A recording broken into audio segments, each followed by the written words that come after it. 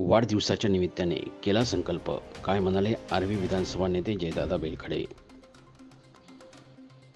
आर्वी विधानसभा क्षेत्राचे प्रहार जनशक्ती पक्ष व स्वराज्य शेतकरी संघटनेचे नेते जयदादा बेलखडे यांचा वाढदिवस जयदादा मित्र परिवार, आर्वी विधानसभा क्षेत्र आणि नागरिकांनी मोठ्या प्रमाणात उत्साहात साजरी केला। त्याप्रसंगी वाढदिवसाचा संकल्प करून त्यांनी 24/7 ला दिलेल्या मुलाखतीत आर्वी विधानसभा क्षेत्रातील नेत्याचा चांगलाच समाचार घेतला। ते म्हणाले, आर्वी शहरात आतापर्यंत विधानसभेत जे घडलेलं नाही ते घडवण्याचं काम आम्ही करू। मेन म्हणजे मोठी बाजारपेठ होती इथं पहिले कापसाची, ते पूर्णपणे बंद झालेली आहे। व्यापार लाईन पूर्णपणे थांबलेला आहे। पहिले आर्वी विधानसभेत 24 घंटे व्यापार चालायचा, वर्धेवरून बी आमच्या आर्वीत व्यापार करायला यायचं, पण आता कमीत कमी 8 वर्षाचा जो रोडाचं काम चाललं, ह्या रोडामुळे कमीत कमी जेवढा व्यापार लाईन होते यांना सर्वात मोठं नुकसान झालेलं आहे। म्हणजे बाजारपेठ बंदच करून टाकली। त्यानंतर कुठल्या पद्धतीची कंपनी नाही। नेता लोक इलेक्शनच्या तोंडावर आल्यावर ते एवढंच म्हणते का बाबा आम्ही विधानसभेत डेव्हलपमेंट करू। दोंडाव बीजेपीचे आमदार दादाराव केचे होते, त्या पहिले अमर काय होते, त्याच्या पहिले त्यांचे वडील होते, म्हणजे पिढी ते पिढी चालू आहे। आणि विधानसभेत फक्त हे चॉकलेट देण्याचं काम करत आहे। आता इलेक्शन आलं का 1-2 वर्षापासून काही लोक काम करत होते, पण आता इलेक्शनचे त्याला आमदारची तिकीट भेटत आहे, ठीक आहे, चांगली गोष्ट आहे, तिकीट भेटत आहे, पण खोटे चॉकलेट देऊन आश्वासन देऊन विधानसभेत काहीतरी इलेक्शनची जे व्होटिंग राहते यांना दिशाभूल करण्याचं काम हे करत आहे। 500-550 एकराची कारंजा एमआयडीसी असं आहे म्हणते। त्यानंतर आर्वी विधानसभेत आर्वीला एक एमआयडीसी आहे असं बोलते, पण एवढ्या वर्षापासून या सर्व एमआयडीसी थांबलेल्या आहे। याचं कारण काय, यांनी इलेक्शनच्या पहिलेच फक्त चॉकलेट देण्याचं काम केलं आहे। त्याच्या पहिले देवेंद्रजी फडणवीस जेव्हा सीएम असताना आर्वीला नगर परिषदचं इलेक्शन होतं, त्या टायमाला हे येऊन गेले आणि त्यावेळेस ते बोलले होते की बा आर्वीवाल्यांनी आमचे नगरसेवक निवडून आणले तर आम्ही तुम्हाला पूर्णपणे तिजोरीची चाबी देऊ। मला वाटते देवेंद्रजींची चाबी हरपलेली आहे आणि त्यांचा आता जो मानसपुत्र, मला मानसपुत्र होय का कोण आहे देवाला माहित, ते आता लोकांना देवेंद्रजी संघ राहून फोटो काढते आणि लोकांना सांगते का आम्ही एवढ्या कामं आणले, आम्ही हॉस्पिटलचं काम करतो।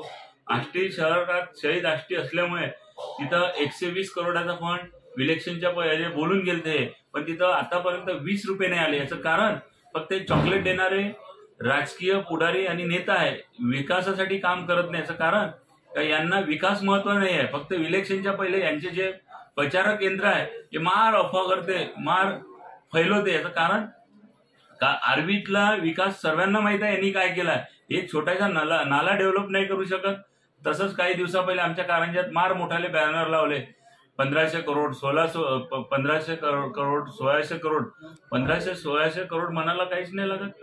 म्हणजे जनतेला माहित आहे का हे बीजेपीचे जे राजकीय आमदार आहे आणि जे आता मानसपुत्र आहे हे चॉकलेट देण्याचं काम करत आहे, हे सर्वांना माहित आहे, हे चॉकलेट देते। आणि लाडकी यांच्यात असा प्रचार करायचा दम नव्हता। हे लाडकी बहिणीच्या नियमानं फक्त लाडकी बहिणीच्या जे खात्यात 1500 रुपये आले याच्यासाठी प्रचार करायला चालले।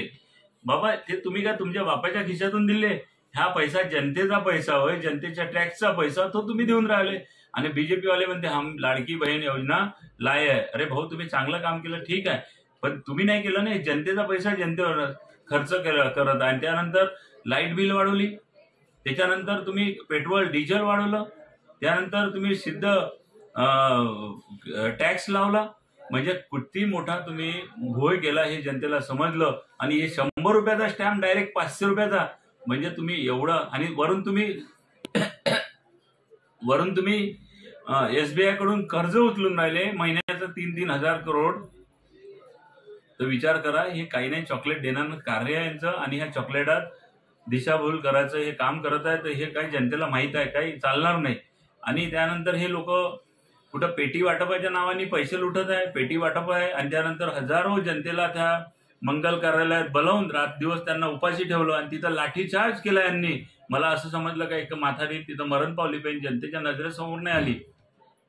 एक अक्षय भगत यांना बेधूम मारहाण केलं आणि त्या बेधूम मारहाणात तो पोरगा आज बी ऍडमिट आहे. मला वाटते आज त्याला 10-12 दिवस झाले ऍडमिट आहे, बहुतेक सुट्टी झाली का माहित नाही. आणि त्यानंतर मग राजकीय नेत्यांचे हात असलेले काही राहते जे त्यांचे पिल्लू, तर त्या पिल्लूच्या बोटांनी हे सांगितलं का पिल्लूनी इकडे मारा, तर त्या मुलाला मारलं. पण युवा आणि गरीब वर्ग तुम्हाला सोडणार नाही. आणि तुम्हाला माहित आहे का गरीब वर्गापाशी तुम्हाला मतदान मागायला जायचं आहे. शेवट तुम्ही काय करता, दिशाभूल पैशाची आणि काही चॉकलेट देण्याचं काम करता. यावेळेस तुमचा पैसा बी चालणार नाही, तुमचं चॉकलेट बी चालणार नाही.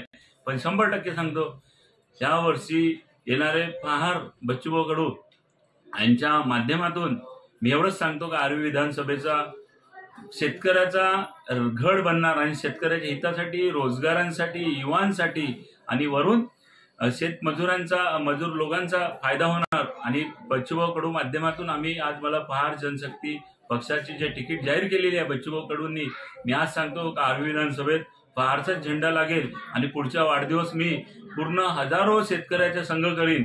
आज माझ्या संघ काही युवांनी केला, पण पुढचा वाढदिवस आणि मेन म्हणजे काय 15,000 लोकांना नोकरी देऊ शकते. अरे भाऊ, एक किराणा दुकान टाकतो म्हटलं तर लाख नाही, 2 लाख नाही, 1 करोड 2 करोड लागते किराणा दुकान टाकाले. आणि तिथं 2 लोक काम करते. 1500 करोडाचा प्रोजेक्ट केला तर तुमची काही 100 बी लोक काम नाही करणार. खोट्या आश्वासन देण्याचा काही फायदा नाही. इव्हन त्या MIDC कारंजा तेवढ्या वर्षापासून बंद झालेली आहे. 3 वर्षाच्या वर तर कुठली MIDC राहू शकत नाही, हे तुम्हाला माहित आहे. म्हणजे 3 वर्षाच्या पहिले प्रोजेक्ट चालू करावं लागते, हे शासनाचा नियम आहे. आजपर्यंत तिथं लॉक मोठ्याल्या झोपड्या म्हणजे कवेलाच्या टिनाच्या ह्या उभ्या केल्या शेड, आजपर्यंत लॉक लागलेला आणि एक बी MIDC चालू नाही झाले. याचं कारण शासन आणि तुमचे जे राजकीय पुढारी हे कुठंतरी ह्या गोष्टीला फक्त चिवत्या बनवण्याचं काम करते. हे थांबवण्याचं काम आम्ही करू.